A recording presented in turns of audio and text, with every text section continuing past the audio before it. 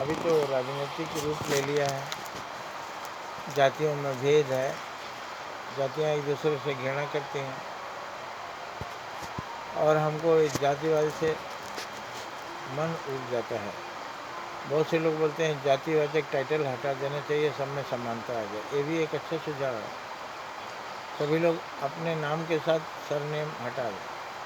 Surname अगर लगाना है तो किसी महापुरुष का नाम जोड़ दें। लेकिन अभी हम विचार कर रहे हैं ये जातिवाद जो जिसके लिए लोग महाराज मनु को दोषी ठहराते हैं कि उन्होंने जातियाँ बनाई। अगर हम गहराई में जाएं तो मनु एक ऋषि थे। ऋषि भगवान तुल्य होते हैं, सारे समाज को वो ईश्वर रूप में देखते हैं और कोई भी गलत चीज़ नहीं लिख सकते। अगर हम कहीं गलत पाते हैं तो हमारा नज़रिया गलत है, हम उसका अर्थ गलत ले रहे हैं। अब जातियाँ देखिए बनाया गया था बेरोजगारी दूर करने के लिए। आज हर आदमी की राजनीतिक पार्टियों पर, सत्तारूढ़ दल पर बेरोजगारी दूर करने का दबाव बनाता है। पहले ऐसा महान पुरुषों ने सिस्टम बनाया था कि बेरोजगारी बिल्कुल ही नहीं थी। सोना का काम करने वाला सोनार, लोहे का काम करने वाला लोहार, लकड़ी का काम करने वाला बढ़ई, चमड़े का काम करने वाला चमार, खेती करने वाला किसान। इस तरह से तमाम लोगों ने रोजगार के आधार पर अपना जाति बना लिया था। तो वो जाति जिन्होंने बनाया उनका उद्देश्य था बेरोजगारी दूर करना और संपन्नता घरों में लाना। घर के बच्चे बच्चे सोनार के सब सोना का काम जानते हैं और वे वयस्क होते होते एक अच्छे कारीगर बनकर तैयार हो जाते हैं। तो बेरोजगारी उनके जीवन में रहेगा नहीं। आज हम कितना भी कोशिश कर रहे हैं, बेरोजगारी दूर नहीं हो रही।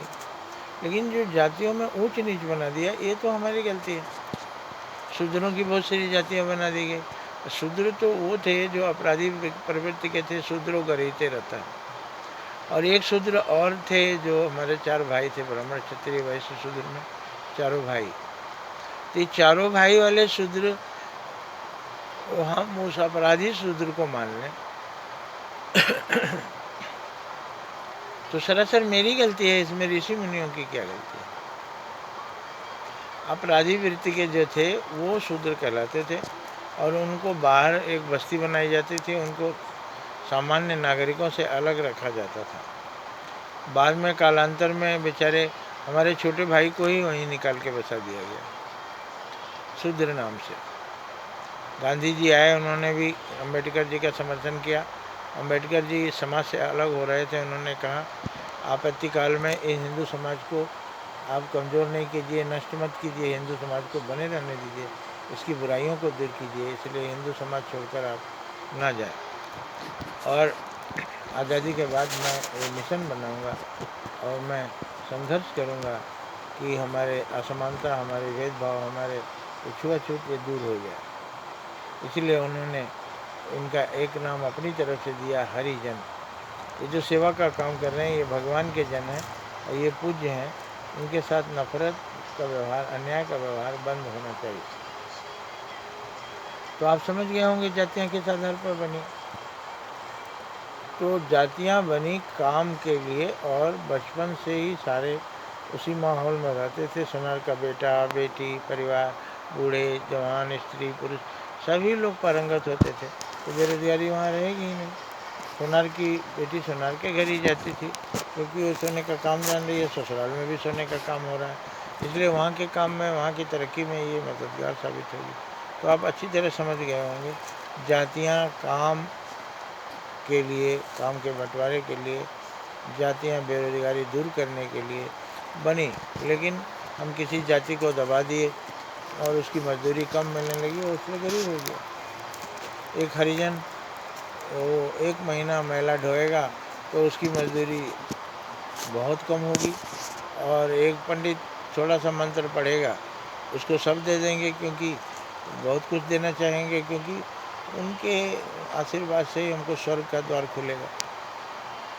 हरिजन बेचारे की सेवा ले रहे हैं, उसके साथ अन्याय कर रहे हैं, तो हमारे लिए स्वर्ग का द्वार नहीं खुलेगा।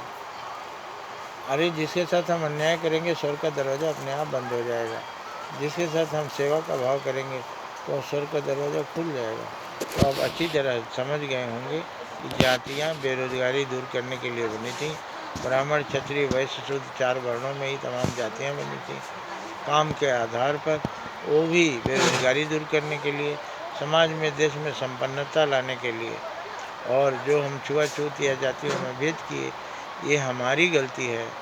हम अपनी गलती को महाराज मनु से या ऋषियों मुनियों से नहीं जोड़ सकते।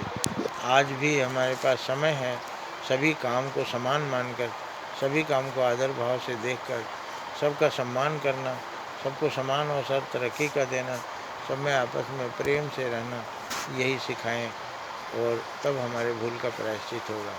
धन्यवाद।